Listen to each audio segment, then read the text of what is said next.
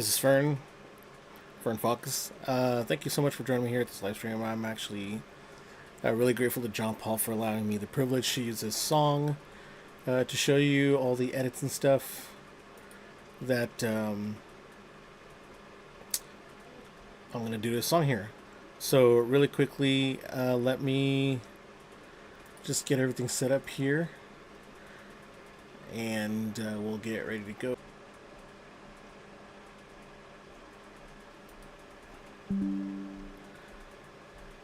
Apologize for that.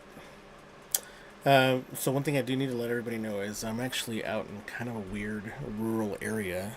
I live out beyond the outskirts of our town, so it's gonna be a little bit glitchy with the bandwidth. So I apologize for that in advance. Let me check if everything else is good to go so far. JP, how's it looking out there? Can you still see everything?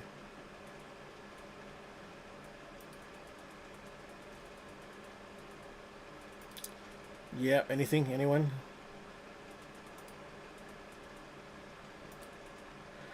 Alright, well, regardless, I'm going to go ahead and get started here.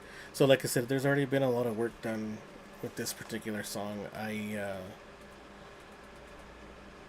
I went from using all digital guitars. So my process is I track a lot of the stuff digitally, and then kind of once I get everything the way it is, we go back and retrack everything with actual amps and whatever else we think is going to sound a lot better than the initial thing. So just to give you an idea, when we first started this song, the idea came from an acoustic thing that JP had come up with, and we kind of built that all up from an acoustic song, basically just like an acoustic chord progression and everything. He did add a lot of the guitar parts himself, and then of course we tweaked him here in studio, kind of removed some of the bloat, streamlined the parts where they needed to be streamlined, and then of course just added other stuff where it needed to be added. But let me show you, this is the original guitar part that he came in with.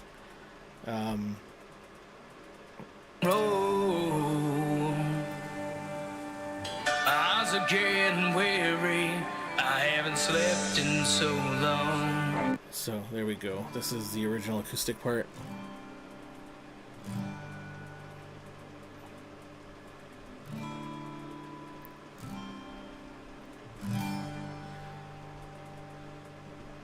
Alright, so what I did with this is, the first thing that I needed to do is kind of build up the presence on this. So kind of taking a hint from Bon Jovi's Dead or Alive, I kind of went out and added a 12-string emulation effect, which is this other track up here. So whenever I track any instrument, I try to do my best to double track everything or double mic everything. That way I get two clean but different sources of audio at the same time for these instruments. So as you can see here with this guitar, it's the primary track is tracked on a Bluebird mic, I believe. Yeah, it's a Bluebird. And at the same time as he's playing it, I tracked it with a I think it's a C214 or something like that. But the blue is basically kept pristine and clean because I really like the sound of that microphone on its own, with very little processing. So the next thing I did was added the 214 by itself, but if you can hear, it has an effect to it. This is the clean sound to it. Not sure if you guys can hear that loud enough or not, but let's see if I can get that a little bit louder. Yeah, that's gonna screw up my whole mix. But yeah, so that's the 214. I added a Helix native plugin. Awesome plugin if you guys can get it. It's just a simple pitch effect, 12-string emulation. but when you combine that on top of the Bluebird, now you get this really cool actual 12-string sound.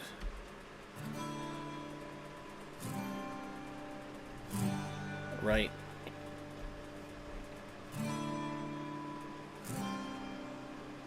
Yep, so that's it.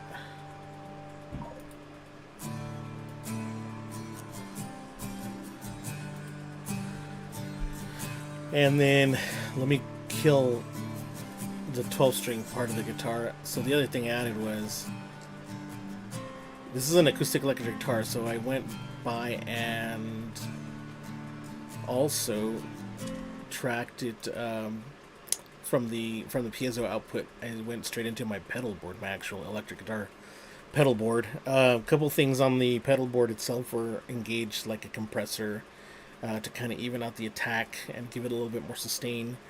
And then that was going straight into an HX stomp with a couple different effects on it. Delays, reverbs, did a kind of a, more ambient washy effect. And I think that's it. I mean, there may have been some modulation on the delays and the reverbs, just to give it that more spacey, washy effect, but that would be this right here. So that particular track, as you can see, is recorded in stereo, just to kind of give it that depth. And here on my actual mix, it's the one that's pan center. Everything else is panned a little bit more to the right. You'll see why in a minute. So one of the big things that I like to do is to keep a really clean stereo image. Just to kind of keep everything, give everything its proper place in the mix, basically. But this is the effects track. So now we combine all the acoustic tracks, and that's what you get, right? Alright, so that's the idea that he came in with as far as on the acoustic. After some discussion during some of the production sessions, I was like, okay, what do you want to do with it? Well, I kind of want to make it, like a more rocking kind of song. I don't even know what you call this genre, if I'm being honest with you. It's something like outlaw rock country or outlaw country rock. I have no idea. Dark country. Who knows? But it's really good. So anyway, this is where we go to the original way we track these guitars. This is the original idea that he had for the electric side of things, not counting the acoustic stuff. I thought it was really good, so this is what we expanded on. These guitars, before I play the track, these guitars are recorded all DI, direct into the interface, through my pedal board. So, on my pedal board, I have an array of pedals. I'm live streaming, so I can't show you a photo of it, and I can't edit in a screenshot or a still photo of it anyway. But I got a ton of stuff on there, and most of it is all analog or standalone effects, stomp boxes. There is an HX Stomp XL on that pedal board, and that's primarily used for just the amp and cab modeling. The DSP on that on the newer firmware is pretty good, but I still don't like taxing it a whole lot. So the HX Stomp is primarily amp and cab modeling, and then anything else in modulation that I may be missing on my on everything else on the external pedals. So we found a good kind of bass tone for these guitar tracks, and the HX Stomp is basically functioning as an amp proxy. So we basically set it and forget it, maybe tweak it a little bit here and there, but I'm not using a lot of the switching or a lot of the channel switching I meant on the HX Stomp, like from clean to dirty channels or any of that stuff. I'm using actual overdrive pedals going into the HX Stomp as if it was a real amp. So this is what we're doing here. You'll hear the track. So this is the clean-ish guitar track that he came up with. My idea of clean is a lot dirtier than a lot of people think clean should be, but that's just kind of where my guitar tone lives. So let me skip forward. This is the first instrumental break. So I do believe these. All right, so I'm gonna pause it here for a second. If you notice, it's double tracked. For this initial idea, I had it panned hard left and right, just because that's usually the way I track stuff. When we went back and re-amped everything or retracked everything using live amps, this kind of changed a little bit. Excuse me. Yeah. So, and again, going back over here to the screen, I try to do everything in stereo. So this is the idea, and I do believe these two tracks are recorded off of all of the guitar tracks on this song. I should say are recorded using my PRS Custom 24. This particular one, I think, was in split coil mode to try to give it more of that Stratty, Telly, Fender sound, and try to keep it a little bit cleaner. But anyway, there's some delay on there. Everything you're hearing is directly from the pedal board.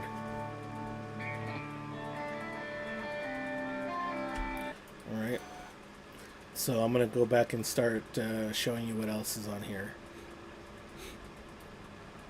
There are some fills. I think JP did a really good job of kind of doing these off the cuff. These were literally all improvised, which I think is a really good strength of his. When I write songs, I gotta map everything out, so that's definitely a skill that I envy. So again, the fill, same setting, same everything. I think the only difference is that I went from single coil to humbucker. No, I didn't. It stayed on single coil mode, and I think I used a tube screamer in front of the HX to kind of give it that boost. I mean, that's your typical setup, but yeah, so this is what it would sound like together with the clean guitar. Actually, let me go ahead and give you all of the guitars, because I really like what happened here.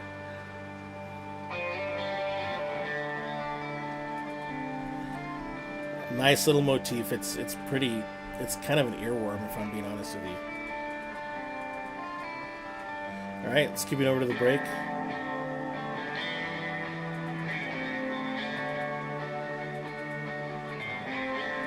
So there's a slow build throughout this whole first verse and into the chorus.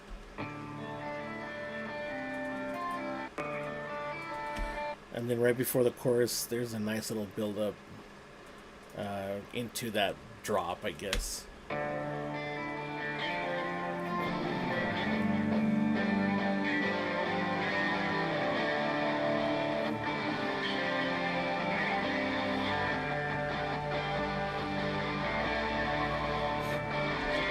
Alright, so that's pretty much it. Once I started adding bass and drums and all this other stuff, I kind of started noticing that it started sounding it did sound a little digital, so I suggested we go back and retrack everything using real amps, and thankfully JP was very obliging of that suggestion, so we came back and we retracked everything.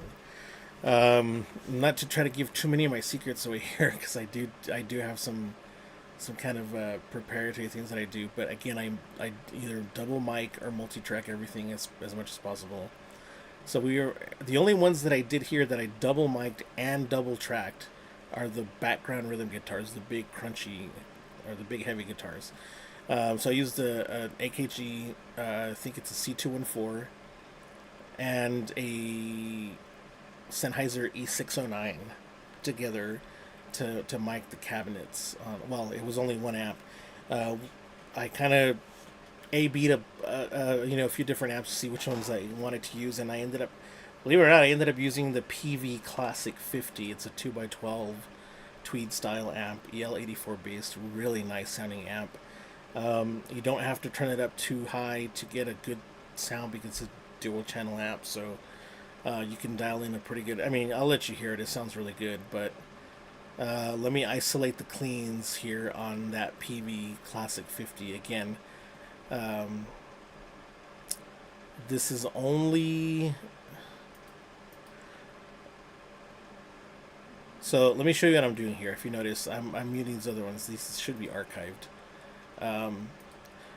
What it is like I said, I normally track everything in left and right stereo.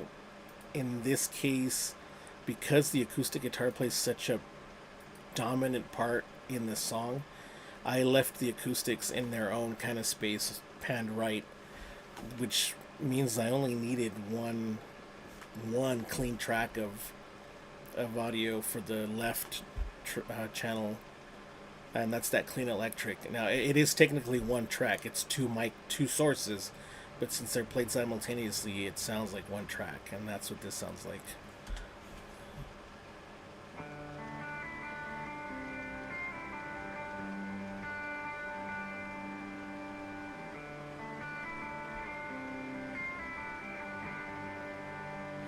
So immediately I see the big difference in the quality of that audio. Let me show you. Oh, we added, as an afterthought, I added some spooky slide, I like to call it.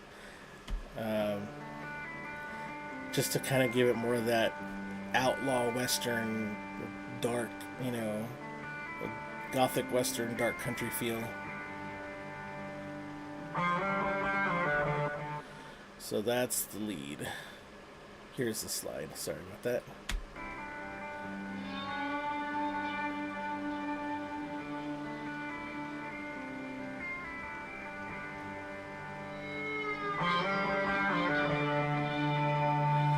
So yes, I know it sounds like this clean guitar is a little soft in the mix, but you have to understand that it's actually playing secondary to the acoustic.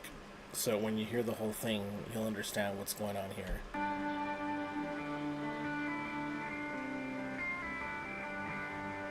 Alright, so let me give you all of the guitars now just so you can kind of see what's going on here.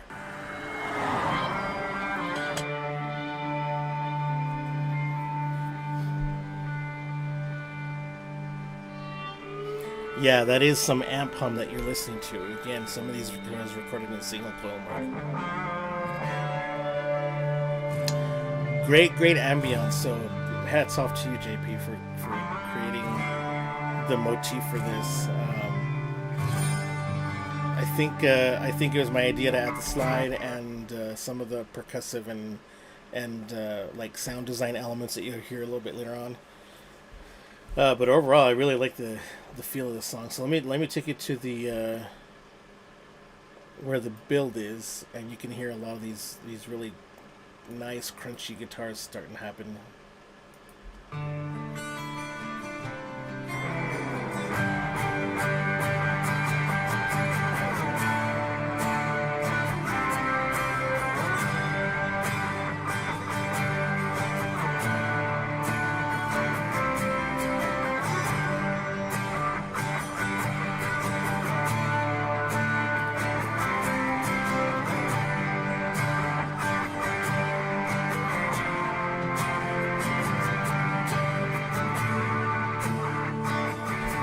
So let me go back and show you those really nice crunchy guitars that I tracked for the chorus, the nice heavy ones.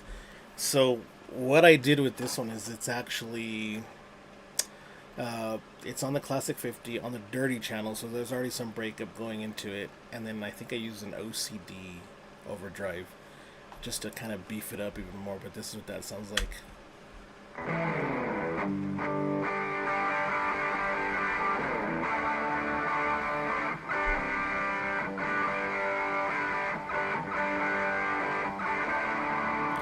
And yes, they sound kind of trebly, or they sound like they lack a ton of low end. They do, and that's intentional. I high pass almost every guitar that I track, other than acoustic, just because you really don't need all that bass in the mix. You don't need all those low frequencies to cloud up your mix. So that's actually one of the secrets to getting a much cleaner mix, is to let everything sit in its own place. And guitars tend to occupy a lot of sonic space in the mid-range, low mid-range, and even some of the bass frequencies. So if you carve a lot of those low frequencies out, that lets things like your actual bass, your kick drum, and things like that really pop through the mix a lot more, and you'll see what I mean later. But yeah, so that's everything. That's all of the guitars together.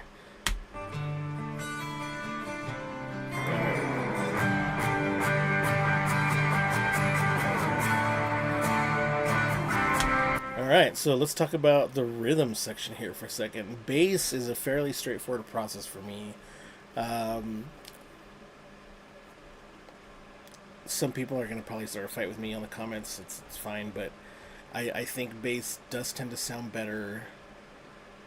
Or, well, let me see. Bass tends to sound equally good DI versus amped.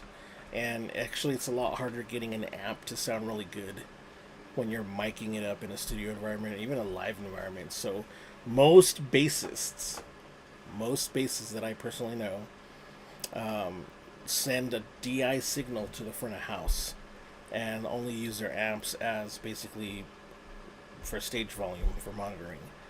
Uh, you know, I personally think a DI signal for bass sounds a lot better in most contexts. But anyway, I also double track or double source, double mic the bass. Here we have one that's gone through my HX Stomp uh,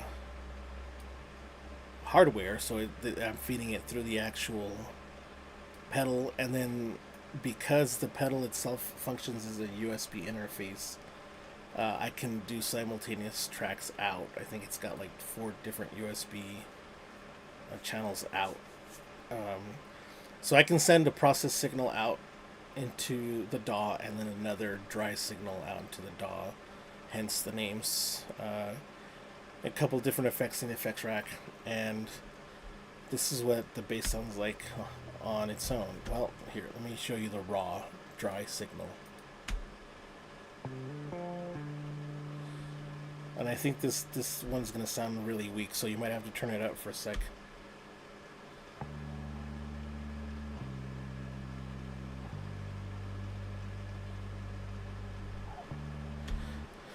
So with a signal that low, you're probably asking why even keep it in there, because it actually adds a certain attack to the affected signal that I like, and I like the blend of the two. Most reputable bass pedals, DI pedals of any kind, have a blend switch or a blend knob, and this is the reason why. So this is the HX signal for the bass. Lots of low end, real beefy, ass to the signal, and but it lacks some stuff in the mid range, and rather than trying to EQ all that stuff using like multi-band parametrics or a graphic EQ, it's just easier to blend in some of that dry signal back in, and now you have all of that. You have the attack, you have the mid range drive, you have that low end and growl and all that stuff. It just sounds really good. When you listen to it in context with the guitars, you'll start to understand, why that sounds the way it does. Let me go to the turnaround.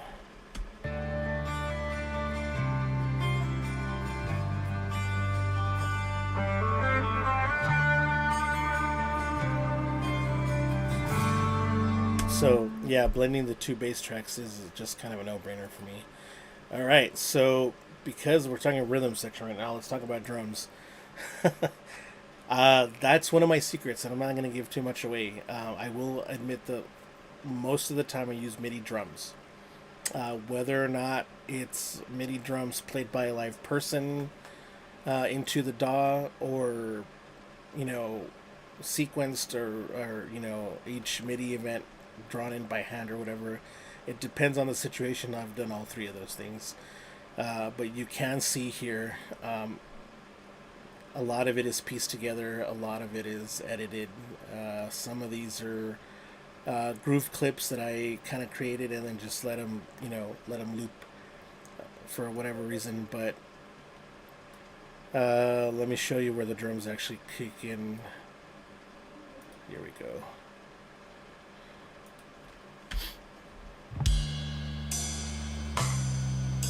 But now you're hearing a little bit more in context what the bass sounds like with the drum set, and why I like to mix it the way I do.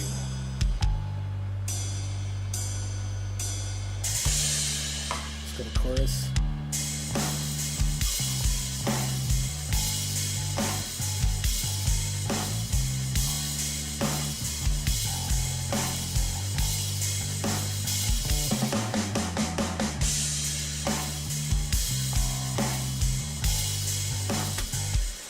So depending on what you're listening on, the bass may sound a little underwhelming. I know that it sounds a little underwhelming in my little studio space with reference monitors, and even sometimes through the headphones, they might sound a little underwhelming.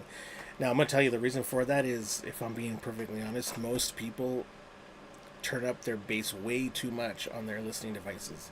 Most car stereos have a boosted bass. I mean, we're talking about sometimes about like 12 decibels of just boosted bass. It doesn't let you hear what the true track sounds like. I mean, I know a lot of people love that bass and stuff, but it's not a good indicator of a good mix, basically. So that's why, if I were to take this mix and listen to it in the car, that bass would sound a whole heck of a lot more powerful. But that's probably what it is. All right, so let's go back to that chorus. I'm gonna turn everything on now so you can hear the full mix. I'm gonna still mute the vocals just because I kind of want to save that for later. But this is the chorus mix on the instruments. Oops, sorry about that. Let me take the solo off. Now, I also want to show this to you without my final effects. So this is the mix.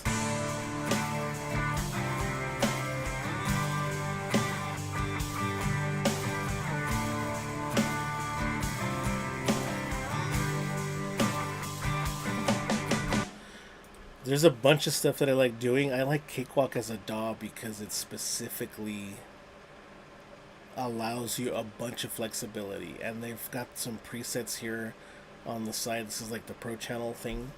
It's like outboard gear, and it sounds really good. I mean, it's even got console emulation, good compressors, good EQs. This is the EQ curve for the drum set right there, because I do want that low end kick, but I also want that airy sizzle from the hats and cymbals.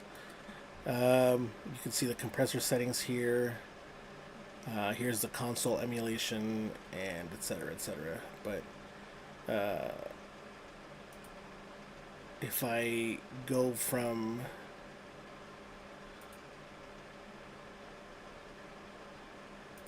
here we go.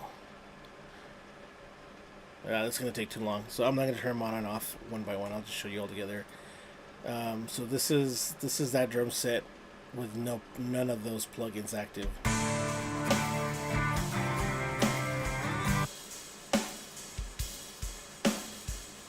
This is with all the plugins engaged.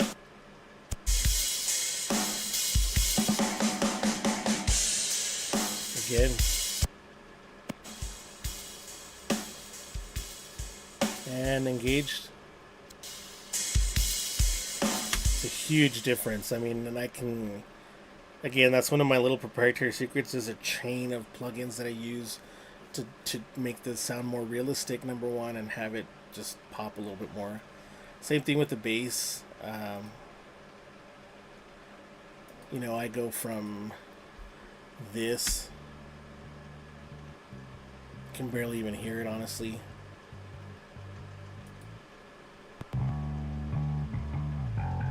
Huge volume jump. So that's why the raw mix sounds really low. And the guitars are probably the ones that have the most, well, the guitars and the bass have the most dramatic differences. I guess it all does, because the drums do too. But this is the guitars. No effects, no plug-in chains.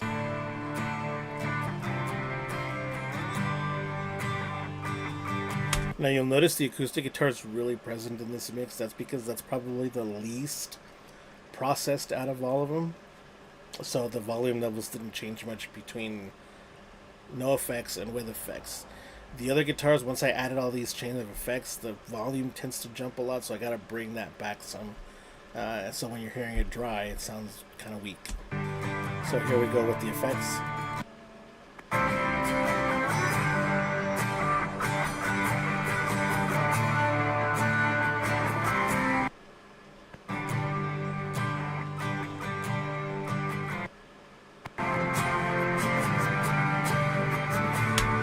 You also notice there's kind of a stereo widening effect that I added to some of those plug-in chains just to kind of give it more depth and spatial feel. Um, Other than the volume jump, I mean, there's not a lot of processing. There's some multi-band compression going on.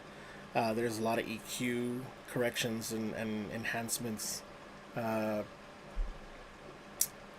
I think that's it. I mean, I may add some like tube overdrive emulation.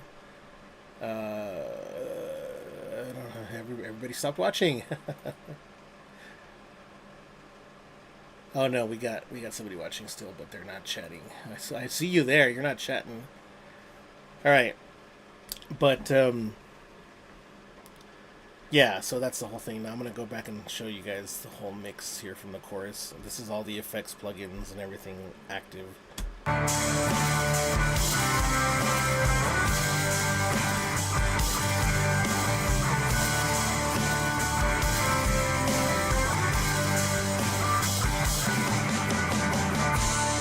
I'm gonna give you guys a quick preview of the vocals. I don't want to show you too much of the finished mix because this still hasn't premiered yet. So anybody who watches this either live or after the fact is getting kind of a sneak peek at all of this. So I don't want to give too much away just yet, but just to show you the vocals in this section. I'm also going to show you with and without my effects plugin chains. 'Cause I'm on this road again, going 145 and I'm still a mess. So that is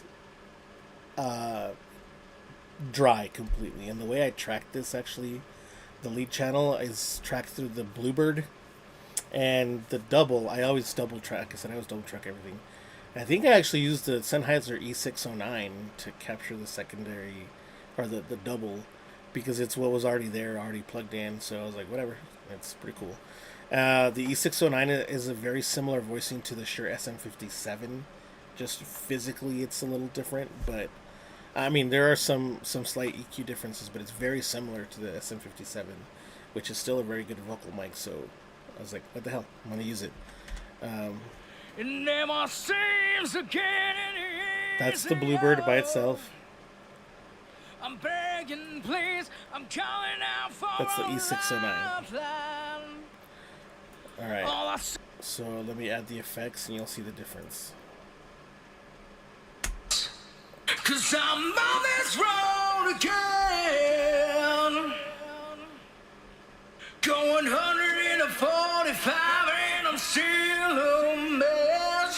So that weird artifacting that you're hearing, believe it or not, was JP actually causing the mic diaphragms to add some natural mechanical compression. He has such a powerful voice that on the microphone itself was starting to distort. I mean, the volume levels on the DAW and the interface and everything else, the preamps, it was not anything that was excessive. That was him clipping the mic diaphragm itself, believe it or not. But yeah, that's what you're hearing. Now, the two tracks here, the reason I like double tracking, especially things like chorus, is I have his lead vocals and they're EQ'd and processed a certain way. Someone help me, I'm begging, please. 'Cause I'm on this road again. So I liked the kind of like that accidental grit that happened whenever he distorted the mic, so I enhanced it. I actually added some tube overdrive emulation to it, and just to kind of gritty it up a little bit. But in the background, I have like a megaphone type thing, which I really like the way it blends in with the original track. Someone help me, I'm begging. Telephone, not megaphone. So together it sounds. Going 145. And it sounds really good with the whole mix. Someone help me, I'm begging, please. 'Cause I'm on this road again. So now that I'm listening to everything in context,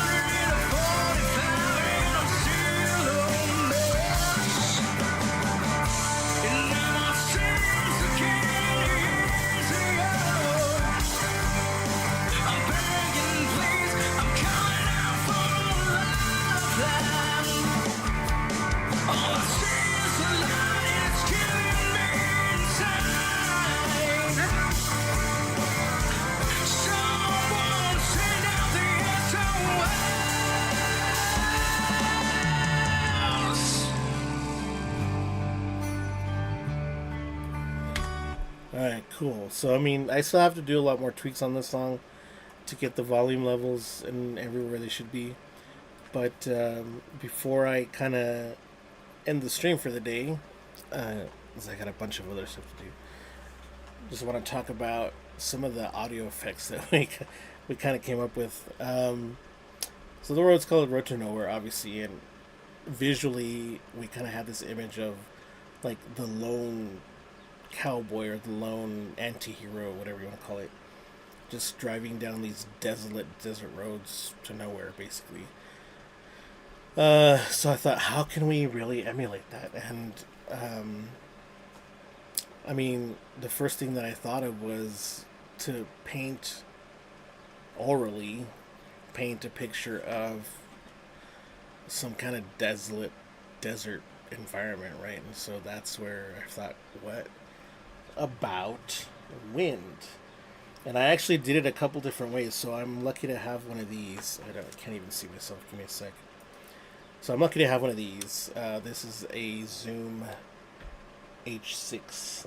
It doesn't have the mic capsule attached to it right now, but I'm using that as my interface right now to interface with OBS, because OBS does not like to play well with my actual mixer, my DAW interface. But those little field recorders are really good. And I liked it because I can go out and get, being in the desert southwest of West Texas, wind is really common out here. So I took some stock audio and blended it with some actual field recordings of wind that I've been able to do. And now you have this. Oh, so it's got a ton of reverb on it too, just to give it, I don't know, a sound, whatever. But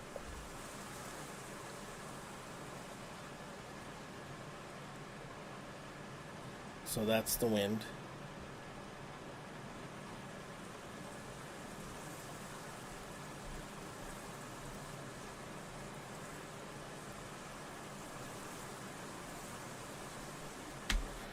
And then we also decided to add a car sound to it.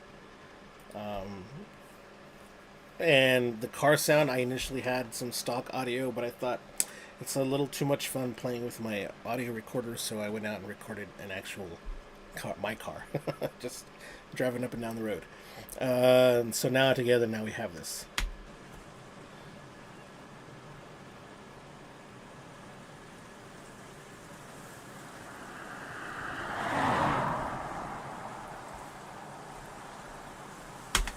Nope, the loose muffler rumble that you hear. That's very characteristic of my car. So yeah, now you have these two ambient elements in there, and I figured I'm gonna add some kind of percussive elements. So I sampled some chimes, some tubular bells, and added those to the mix. So now you've got all these little ambient things going on. I added a vibroslap. If you guys don't know what a vibroslap is, Google it. They're actually pretty fun.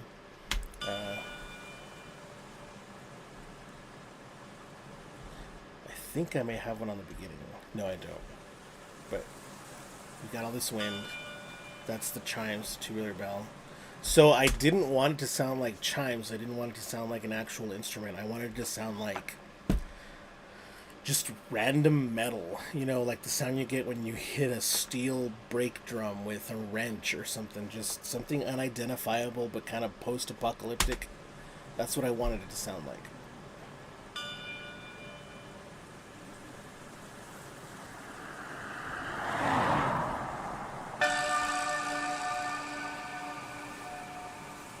So now there's another element to it. It's an octave lower.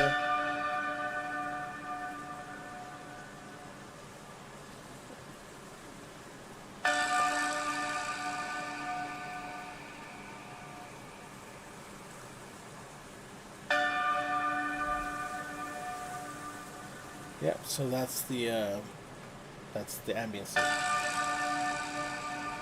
So if you listen to it in context, now you start to hear what the whole track, how it all comes together.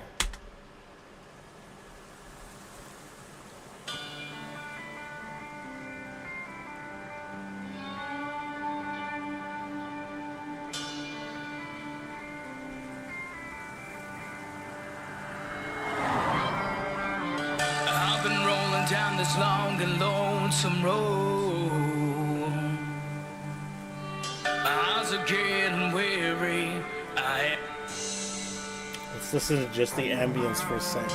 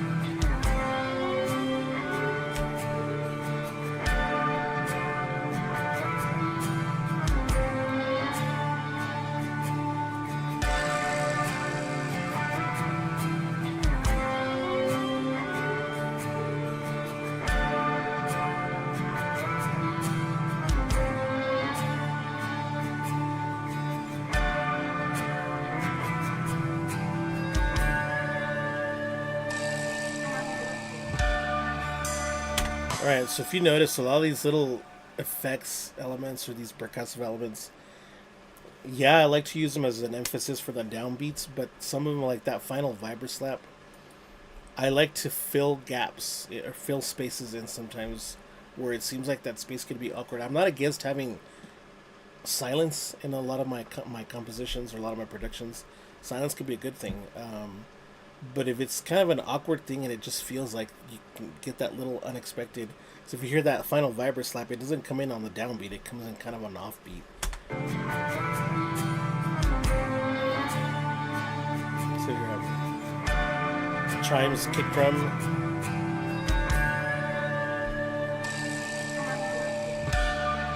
So that vibra slap came in on beat 3 of that previous measure, and it's not expected to be there, which is kind of why I like doing it. But that's kind of, how we're building this song up, and it's got a killer solo. I'm gonna give you like one or two measures of that solo, just because I love the tone that we got out of it. Again, it's going through the PV Classic 50, and I think I dirtied up the overdrive, the gain a little bit more, and changed the EQ. But we're running like a $15 fuzz pedal through this solo, and it sounds fantastic. Here we have it. Okay, so it's double mic'd. It's got an a C214 condenser on one speaker and the Sennheiser E609 on the other speaker, and this is what it sounds like together.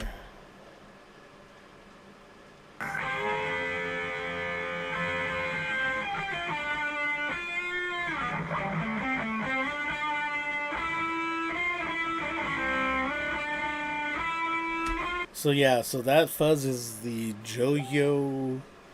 I'm not even gonna try to remember the name. I'll try to link it in the comments later on. But it sounds amazing.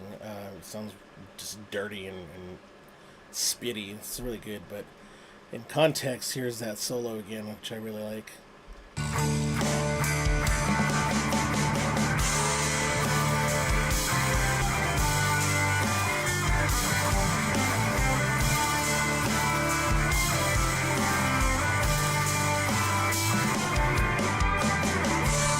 That's all you guys are getting of that for right now. But I'm gonna, like I said, I'm gonna finish tweaking this song out, and